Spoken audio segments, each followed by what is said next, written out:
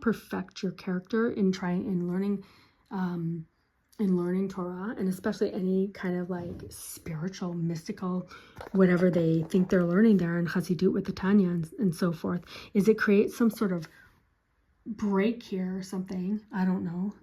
Definitely something here, because you see that Hasidic communities have a very high level of pedophilia and sexual harassment of children, just like in the Roman Catholic Church. We saw that. It's like it is institutionalized, basically. And any documentary I've ever seen about it, it's been Hasidic Jews. And since becoming an Orthodox practicing Jew, and we see here that the men's mikveh, the ritual bath that Jews have to immerse themselves in, that was also something that Ezra made a takana. When Ezra, when he came back in the middle of the story, he wrote down all the prayers that we read today instead of doing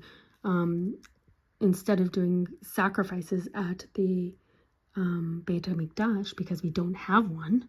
Okay, so Ezra made prayers that are instead of those sacrifices, but he also made one more thing. He said that every man Jew, okay, if you're a Jew and you're for sure a Torah Orthodox Jew, okay, you have to immerse in a ritual bath in the mikvah.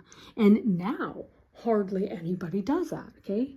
Hilariously enough, the Hasidic Jews do that, okay? They're in the mikvah there, but they're in there with children sometimes. And so sometimes there are cameras in the mikveh. I mean, I can't even go into how like nuts this whole situation is.